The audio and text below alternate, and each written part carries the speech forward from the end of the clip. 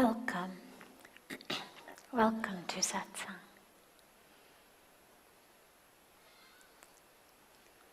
So beautiful to be together with you all. We always begin with one of the questions that come in from our family from all over the world who join us online. And then we open it up to any questions that anybody here has. There's a microphone right here, so if you have any question, feel free to just come to the microphone, share your name, share where you're from, and share your question. But first we start with one that's come in advance.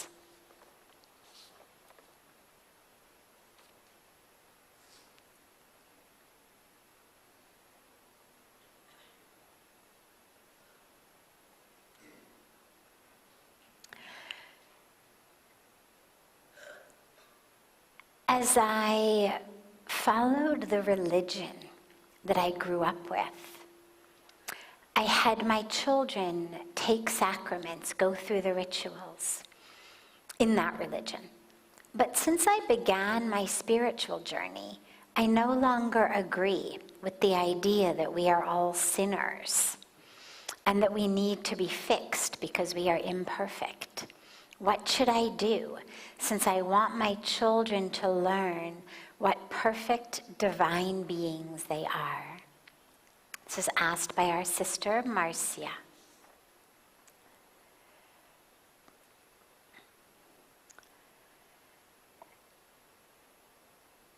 Ideally, religion is that which should make us spiritual.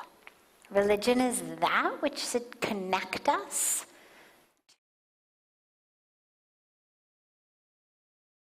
Sadly, a lot of times religion gets used to make us feel guilty and awful about ourselves, and you're wrong and you're bad and you're this and you're that.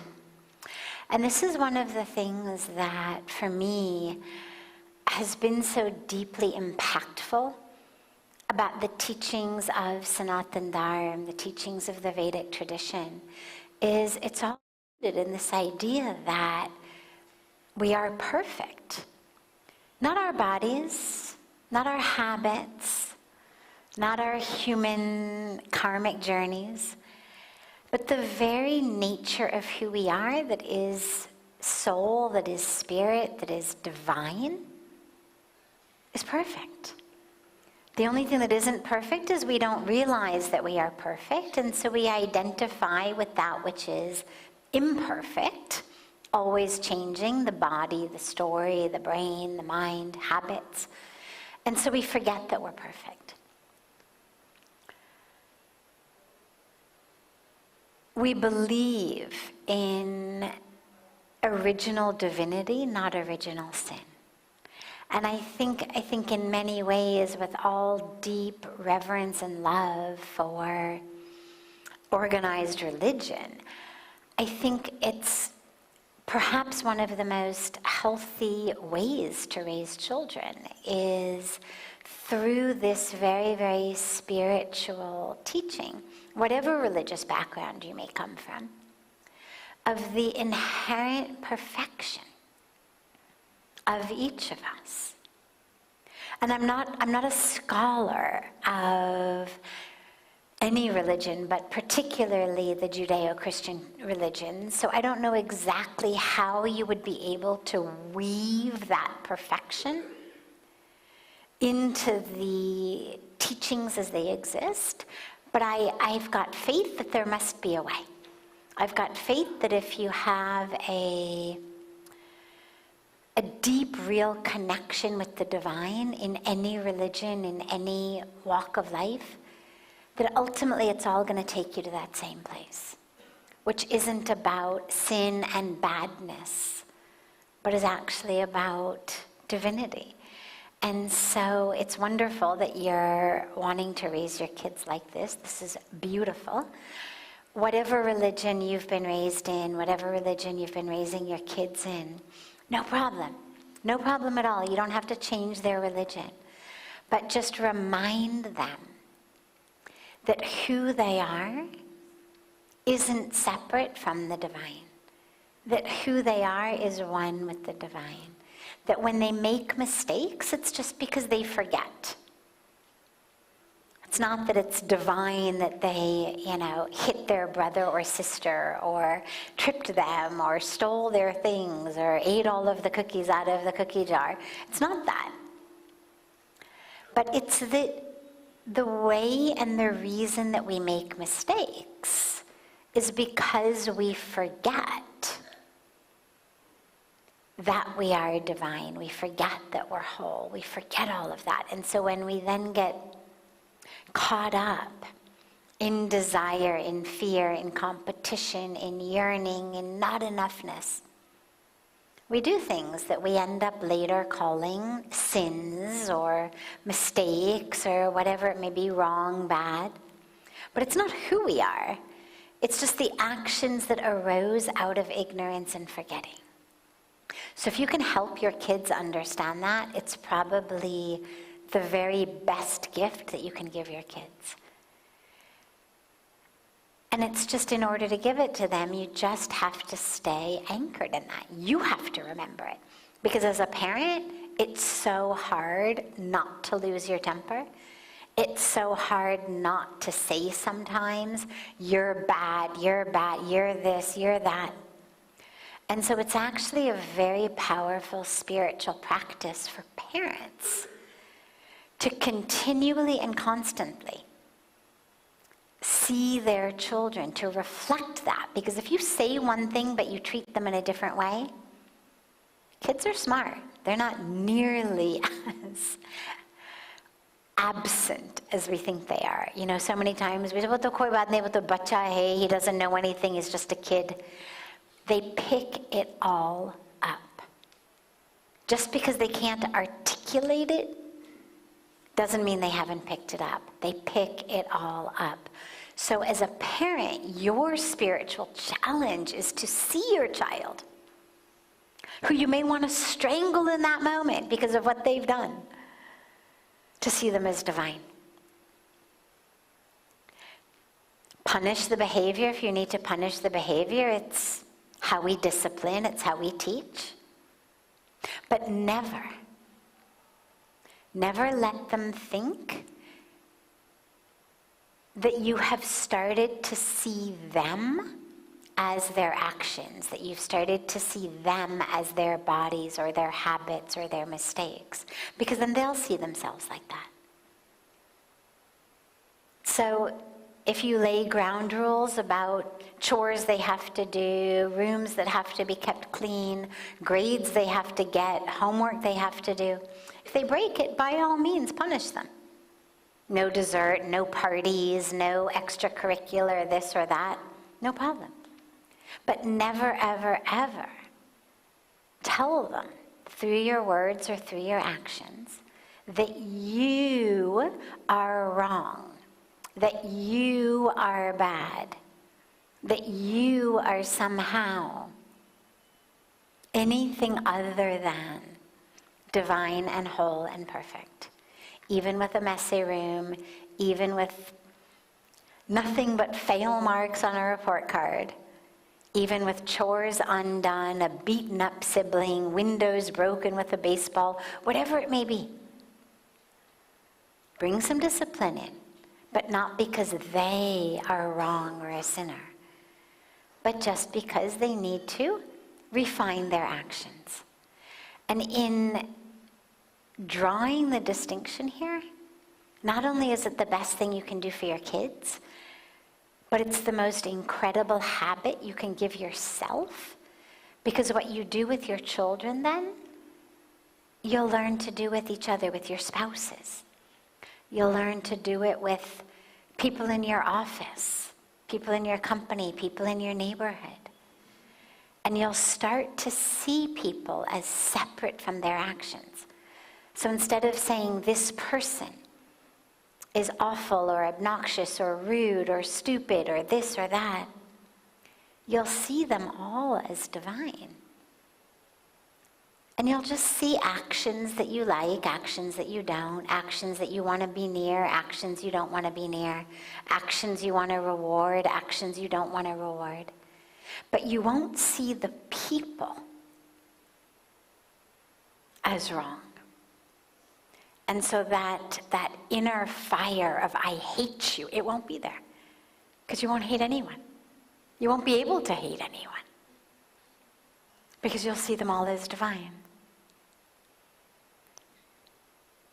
So yeah, Marcia, thank you so much for the beautiful question. And yeah, it's a beautiful, beautiful and powerful, challenging, but so important path. Other questions? Yeah, of course. Come.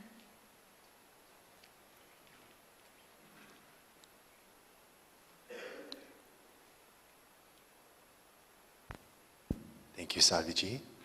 My name is Jared. I'm from the States. I just finished yoga teacher training, and I think this actually is my last night in Rishikesh. And I want to be a teacher, and I want to carry the teachings and all the beauty that I've learned here from Ganga, from you, from everyone. And I'm wondering, what's the best way to do that? Beautiful. We can only really give someone what we have.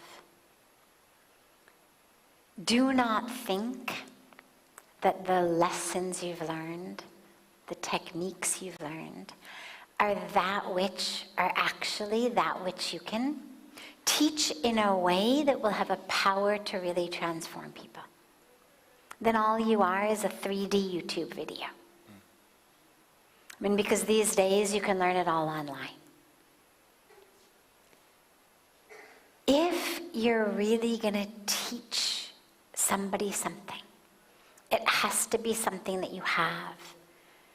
Not just a technique, not a tool, not a piece of knowledge or information or a quote, but an understanding and experience, a light.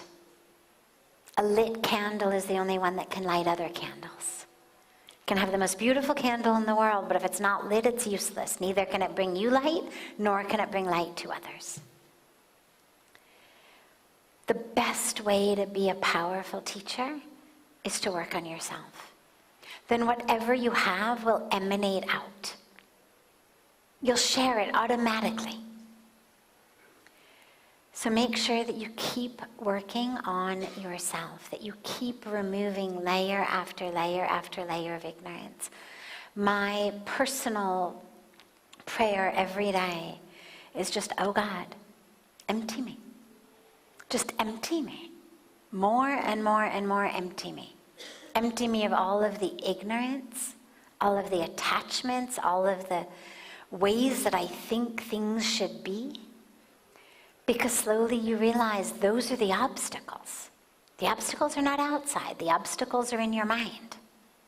And as long as I'm stuck in a way of thinking that you are the problem, or they are the problem, or this is the problem, or that is the problem, then I stay stuck. The only way to have anything worth sharing is to create space within you so that that presence of divinity flows in. It's always there, as I was saying in the Arati, the sun is shining, but if your windows are closed and your curtains are closed and you're inside, you don't benefit. Die of, vitamin D deficiencies. Sun is there, and you're going to die of darkness. And the solution to it is not about more Surya Namaskars or more prayers to the sun. The solution is just make sure to open the curtains, open the windows. Walk into it. And in the same way, if we can let go of the metaphoric curtains inside of us that are keeping us inside. Our whole perceptions, our dramas, our narratives, our stories, they're literally these curtains that block us from being able to see and live in light and truth. So just allow yourself in your practice every day, because oh my God, ignorance and ego are so insidious, they will bite you in the rear end when you're not even looking. You will think that you are free, and you won't even feel it bite you. It's a daily practice of let go, clearing that vision, clearing that vision, clearing that vision, so that you can see. And then what you're going to give people is not just a teaching, but an experience. And the last part is recognize that as a teacher of yoga, you represent not just exercises, even though there certainly are people who come to yoga class looking to just get fit. That's because their vision is cloudy. You are not an aerobics instructor. You are not a weight trainer at the gym. You are a representative of a system of dharma.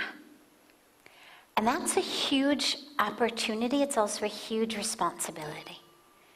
Because what it means is people are getting from you, not just, oh, straighten your leg here, bend it there, hold this a little more. But what they're getting from you is, what does dharma look like? Personified. What does yoga look like? Personified. And that's a weight to carry. But it's an extraordinary weight, and it's an exquisite weight. It's a very, very beautiful opportunity. But be aware of that in your life. And as you're moving through your day, ask yourself, is this what yoga in action looks like? Is this what dharma looks like? You may just be grocery shopping. You may be just hanging out with friends over a cup of tea. Doesn't mean you can't have fun, doesn't mean you can't let loose and relax, doesn't mean any of that. But it just means that in every moment, you are there not just as you, random individual. You are there as a representative of yoga. And that which you do informs how people think about yoga and about dharma. And so be really, really clear on that. And what you'll find is that yoga then really starts pervading every minute of your day. Because as you start moving through the world with that, then not only is it an identity, but it becomes an intention. It becomes a focus in the mind all the time. And you'll find in every minute, every moment, ways. Oh yeah, here's where, I can bring ahimsa, satya, into this moment. Here's Ishwar Pranidhana, just, here's how to bring this in. All right, I'm going to anchor in my breath here. And you just find every minute gives you an opportunity, or to practice bhakti yoga. Oh, here's an opportunity for jnana yoga. I need some clarity here, some wisdom, some remembrance. Oh, this is not just me doing this. This is karma yoga. This isn't just a burden, an annoying chore. This is karma yoga. I'm not doing it for you. I'm doing practice. And your whole life will change. And then what you will be able to offer people is a way of thinking and a way of living. They do for a few minutes a day. Yeah, absolutely. Keep coming back and charging your batteries.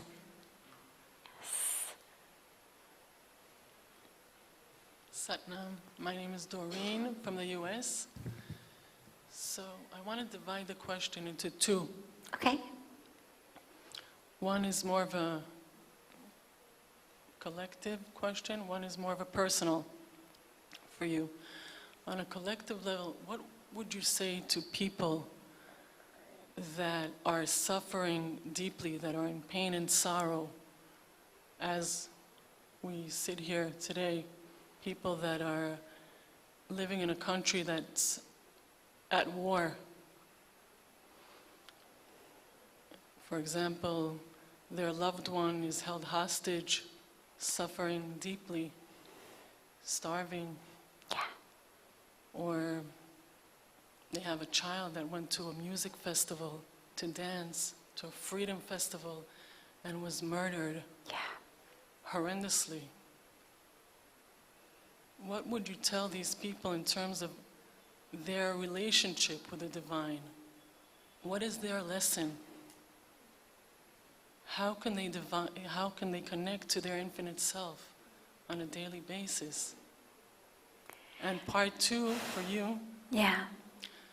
Do you think there's a reason that you were born into a certain religion?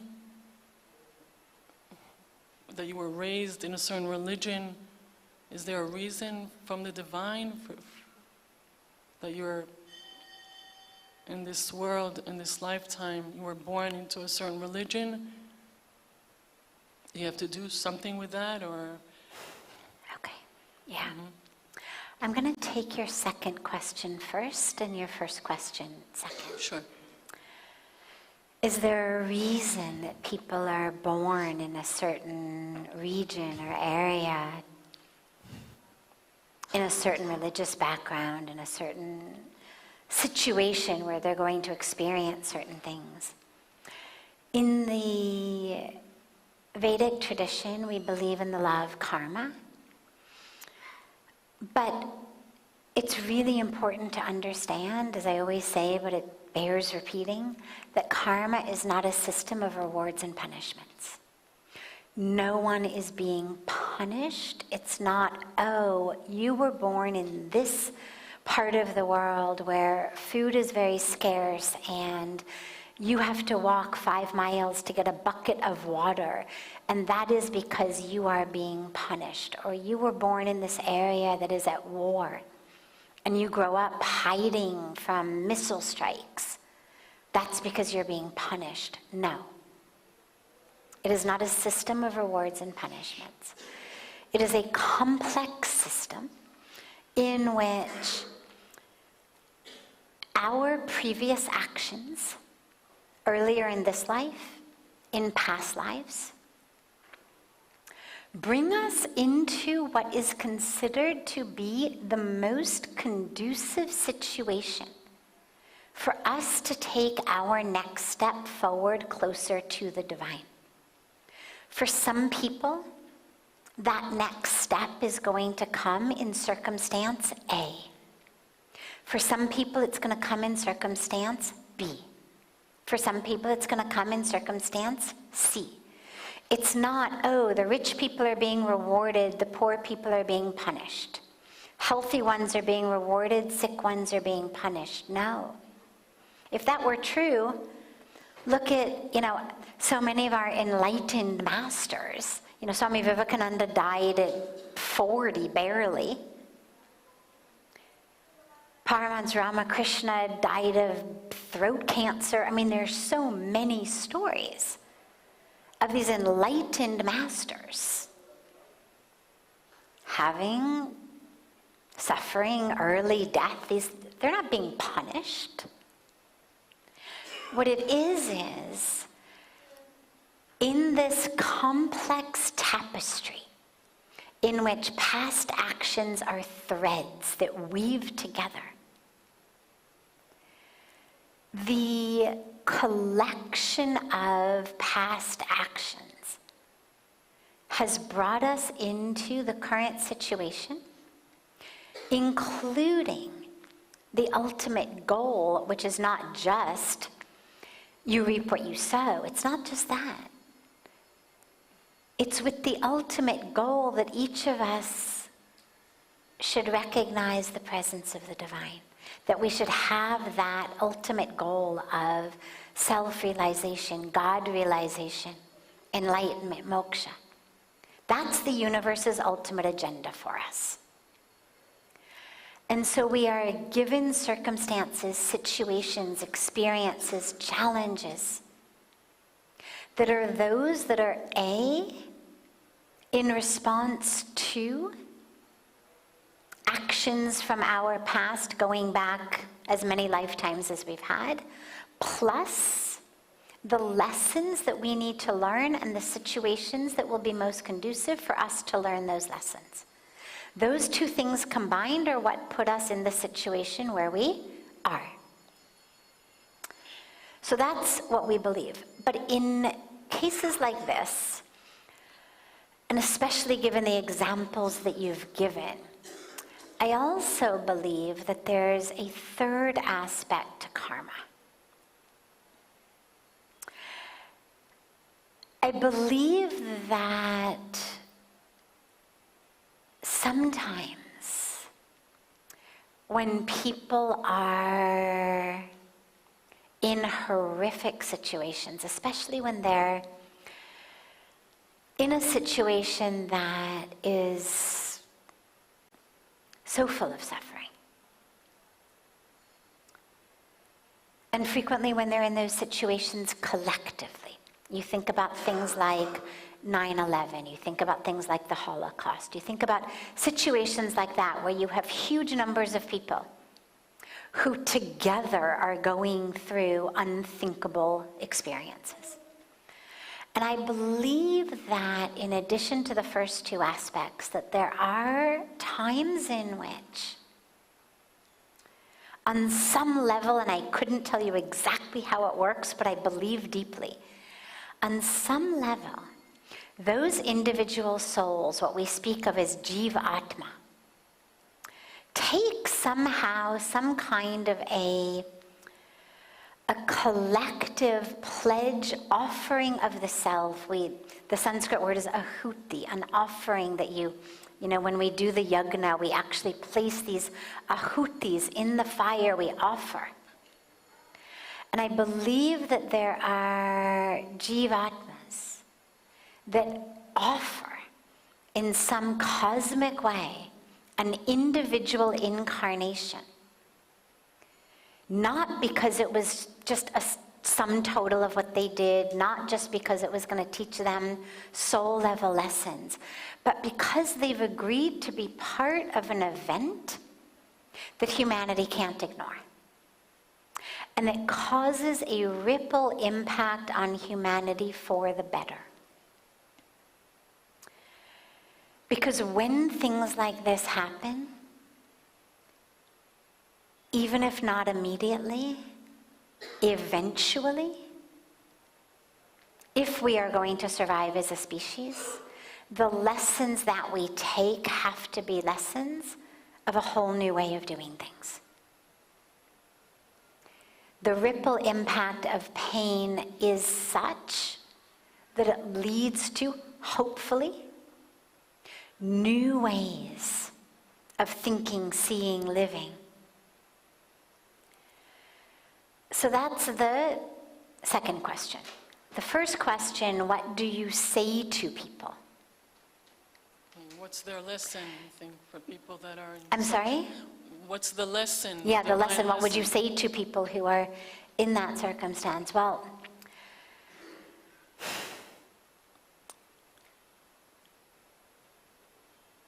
I think the first piece I would say is just that we're all with you. That it's not necessarily simply an individual lesson, but through you, on some level that you may not even be consciously aware, you have agreed to be part of a situation that is teaching the world a lesson. Maybe, hopefully. Yes, of course, there are lessons and teachings around us not being the body, of no one actually dying, of us being that which isn't born, which doesn't change, which doesn't die. And yet, there are moments in which those lessons feel like perhaps they could have been learned in somewhat less painful ways, somewhat less awful ways. And so I think, to me, what the most important thing to say is we are with you.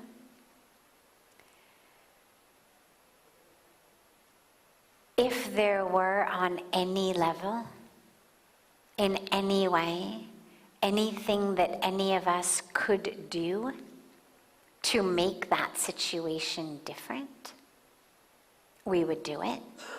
One of the things that arises in satsang so frequently,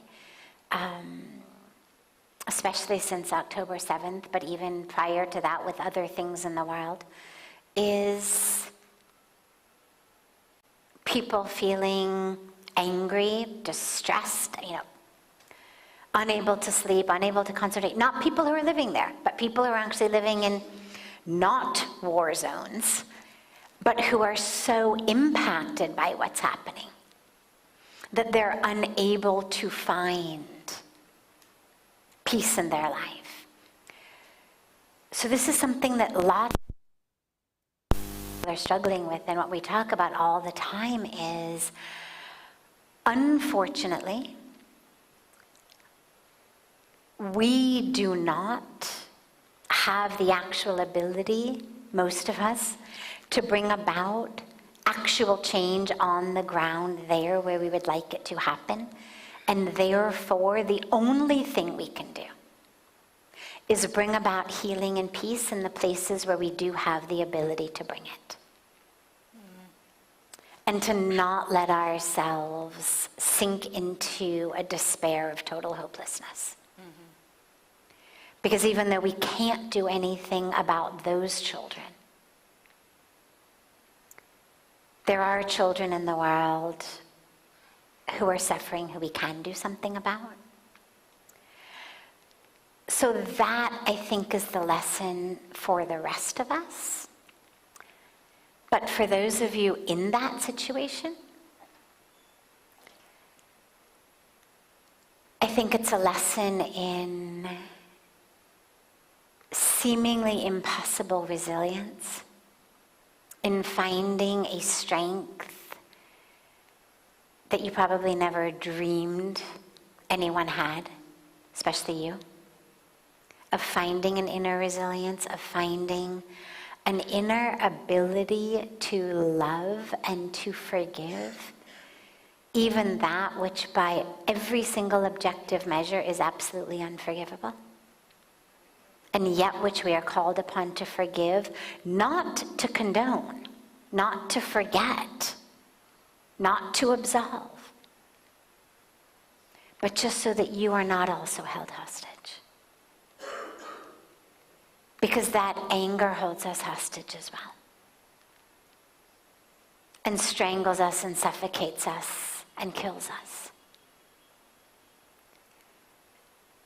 And so I think it is a lesson in perhaps the most difficult lesson as human beings that we face, is the ability to find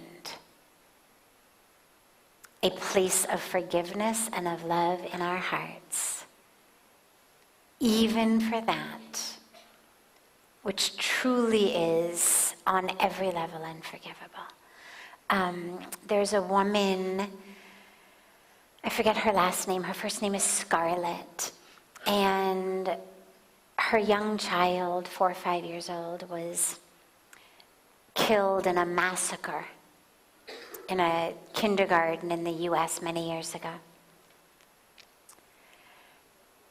And she ended up forming an organization. I think it's called something like Choose Love. I mean, different circumstance, but the same experience of this loss of a child due to that which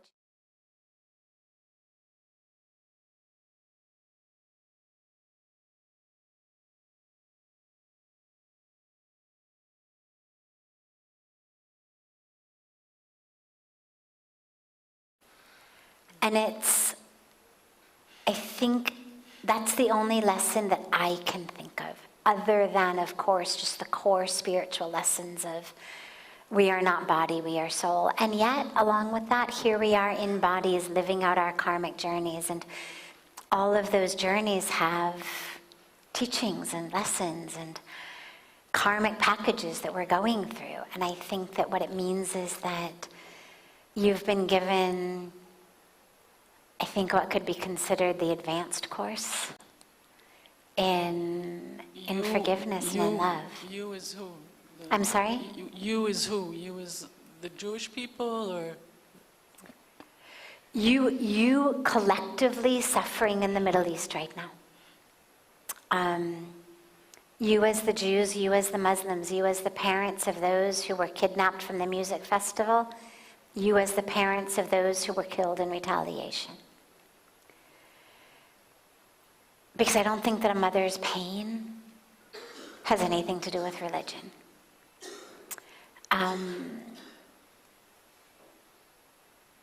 And I think that it's most definitely the advanced course of human life showing up to what really can only be thought of as a divine ability to love and to forgive.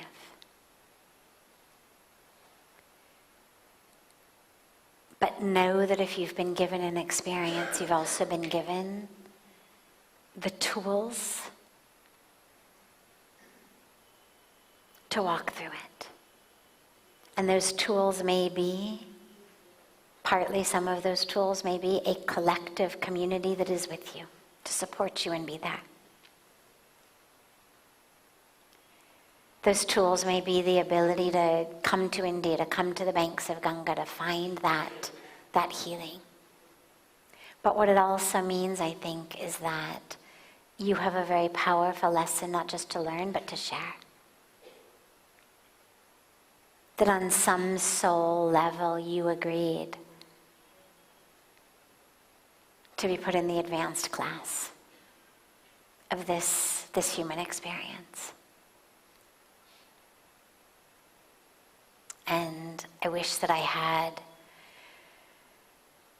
a magic wand to change the situation.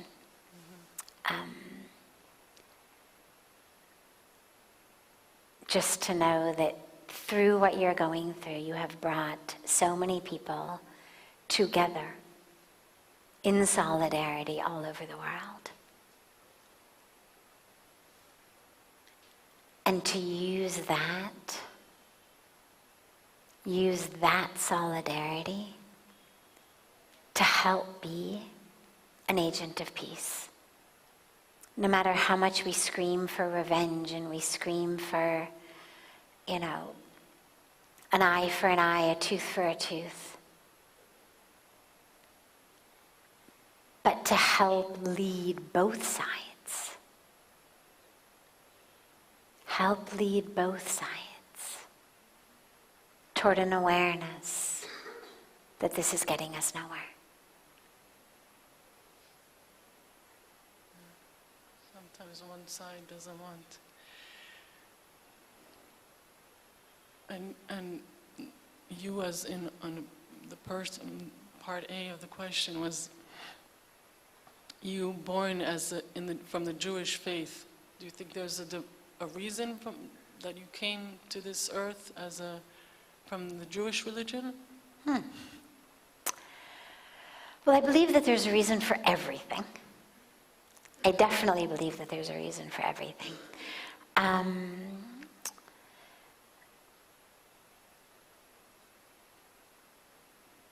I think on a karmic, personal level, for me, it had to do, I think, a lot with bringing me to India. I mean, I'm really clear that being here and doing this is my dharma. Doing it in India and doing it abroad, but doing it with the experiences and the lessons that I've gotten here in India. And, I used to think, when I first came, I used to think, my God, it was such a mistake that I was born in America. I should have been born in India. How did I waste 25 years in America? And, that was a mistake. But I realized as the years went by that actually it was karmically perfect, because if I were a 25-year-old Indian young woman, there's no way that I could have made the decision that I made. Indian parents, Indian families have a lot more control over their children, even those who in the West we would consider full-blown adults in their 20s, but in Indian families they're still, kids.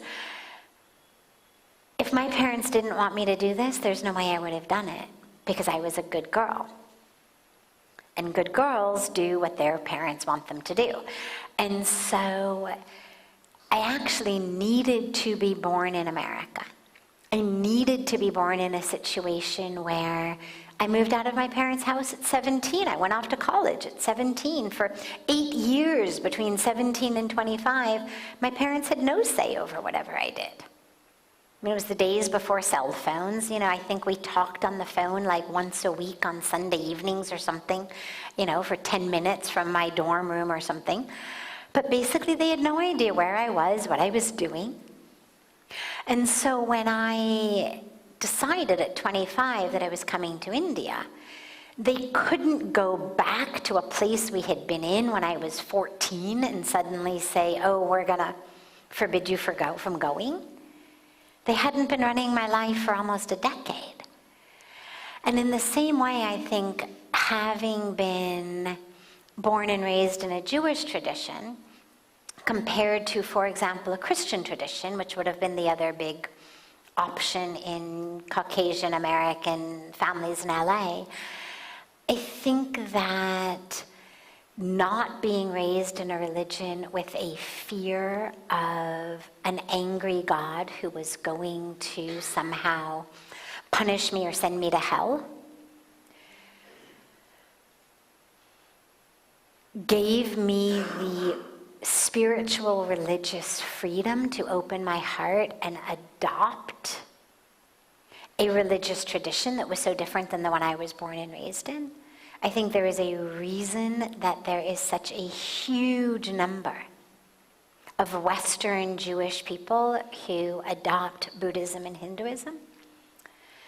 And I think that one of the big reasons is because it isn't a religion that is taught with fear. It's not a religion that, at least in the way that I was raised, that says, if you do not accept God in this way, if you do not worship God in this way, you are going to suffer for eternity.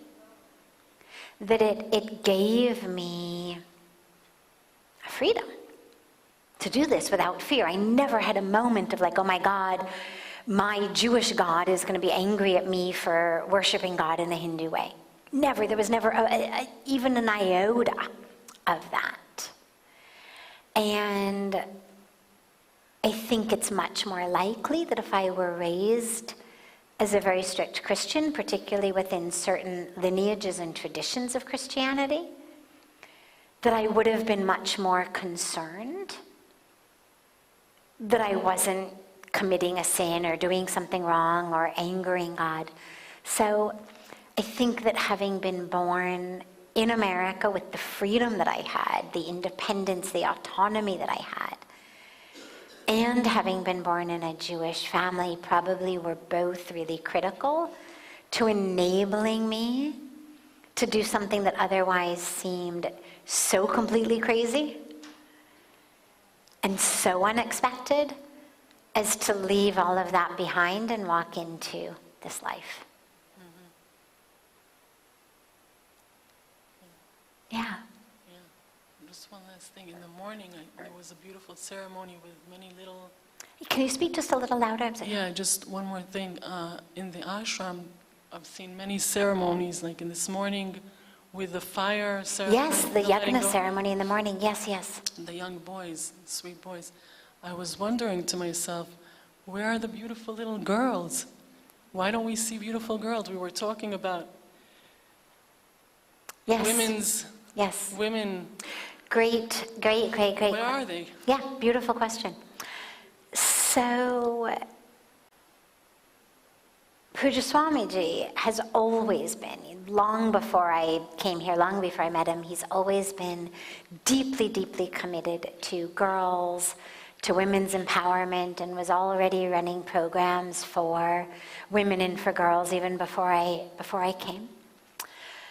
And in fact had been wanting to expand this for girls. And in the very beginning, when we first opened it for boys, not long after, we actually brought in a group of, I can't remember how many, about 50 young orphaned girls. We brought them in from an orphanage in Delhi as kind of a trial run to see how it goes. And within less than 2 weeks, we had love notes tied to rocks and thrown through windows in the night between the boys' rooms and the girls' rooms. And we realized that we had to stop the experiment while it was still cute and innocent before it stopped being cute and innocent. And that having young girls in a place where not only did we have a whole bunch of young boys, but where the ashram is open. And when you're dealing with young girls who have been orphaned or who have been abandoned or who have been abused in some way, there's a vulnerability. I mean, everyone is vulnerable, but especially if they've already been traumatized, there is a vulnerability that really is our responsibility. You know, you take in kids, it's not your responsibility just to feed them and clothe them and put a roof over their head. But you better be prepared to be able to protect them on an emotional, psychological, mental level as well. And what we realized was, with the way that this ashram is set up, that we just were not logistically equipped to keep the girls as safe as we would like. We then had another piece of land not far from here in which we had all of the plans underway that we were actually opening a girls' orphanage there. It was about 8 kilometers from here through a jungle with wild elephants that we figured would be enough to deter a bunch of young boys. And so we were all set with plans to open it there, and then through a very, very unfortunate, long and complex situation, we ended up losing that piece of land and have not been able to get another piece of land there where we wanted to do it. But we have opened one in Delhi. So at our Delhi ashram, we have opened up a girls' gurukul. So if you go to our Delhi ashram, you will be greeted by a bunch of beautiful, beautiful young girls, and we're expanding that. Yeah. Thank you for your Of course. time. Of course. Absolutely. Absolutely. Namaste. Namaste. My name is Zuili. I'm from Pune, Maharashtra. I have 2 questions for you as well. One is again a collective question. The other one is a little personal. I'd like to ask the personal one first. The personal one is that I often feel very lonely. I have a couple of friends. I have a great family. I have almost everything I need to basically survive and have a great job. But I feel very lonely. One of the main reasons being is because all of my friends are, married or have someone in their lives. I'm still single. I'm in my early 30s. So I often wonder that, will I ever get married? Because in India, not being married in your early 30s is something that's frowned upon, and and it's not like I care what people think, but often it scares me. So the future scares me a lot. And I have started losing my faith in God. I used to be extremely spiritual. I used to believe in God a lot. But then when I see that nothing seems to be working out, everything seems to be going downhill a lot of times, I just, I wonder if there is such a thing as God sometimes. I do know there is God, but I just wonder what's going on because nothing seems to be working out. So I feel very stuck because of that, and I can't live happily in my present, and I'm always worrying about the future. So that is something I wanted to ask you about. And the second thing is that is everything truly pre-written, and are we in control of our destiny, or is everything already pre-decided for us the moment we are born till the point of our deaths? Okay. So, when we don't have things in life that we believe on some level that we should have, it's very common to kind of take it out on God and to wonder whether God is there, to lose faith. And this is where it's so important, as I always say, to remember that, God is not a vending machine. God is not about fulfilling requests. It's not like God is there on some kind of a contract basis of, I'll be a good person and then you give me this. God just is. Just is. It's an isness, a divine isness, an omnipresent, eternal isness. Not a Santa Claus that, is either giving you what you want or not giving you what you want. If you find that you're wondering if God is there, ask yourself, where is it that I feel like God has let me down? Because very frequently when we go from being religious to not being religious, it's because there's some aspect of something that we were wanting, expecting, that we're not having. And therefore, it's kind of like the vending machine is broken. I pushed the button, I wanted this thing, but it's not coming, therefore the machine must be broken. Or in God's case, the machine doesn't exist at all. Go to God, not for what you want in life, but just for being with God. Just because being with God is ultimately the highest goal, because that means being with yourself. You can't know yourself and doubt God. Doubting God keeps you from knowing yourself. Because if God isn't there, you are just skin and bones.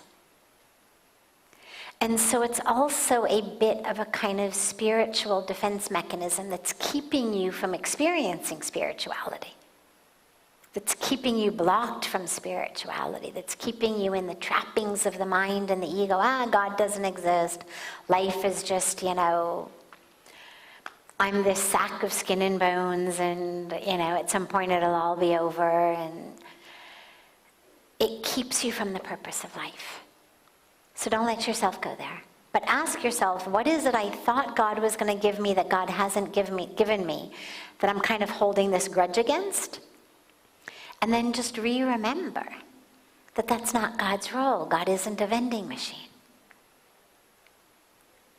Being with God, uniting with God is its own reward. It's not a means to an end. And as far as the loneliness goes, it can absolutely be very lonely when you're not married and all your friends are, especially when you're young and people's marriages are new and they're having little kids and that's what they're all wrapped up with. Absolutely. This is where having a spiritual sangha is so important, of people who it's not just married couples and you're the odd person out, but actually a sangha of people who, some may be married, but some won't be, who come together for this spiritual purpose. And of course, you're always welcome to be here whenever you feel lonely. Come and be here. You'll find yourself amidst a whole bunch of unmarried people, happily unmarried people. So you're always welcome here. But just remember that if you're feeling lonely, rather than waiting for those people to fill your loneliness, ask yourself what you can do, how you can reach out to others. old people, children, sick people, homeless people.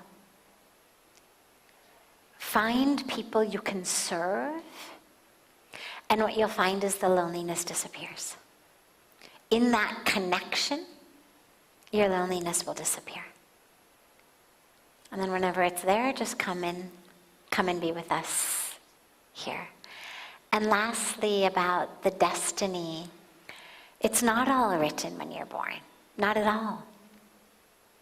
A bit of it is written. It's how you get your horoscope. Can't be changed. It's based on the time and place of your birth. But all that is probabilities. It's just probabilities, tendencies, energetic tendencies. It is by no means a definite, this is what's going to happen, that's what's going to happen. That's determined by our free will.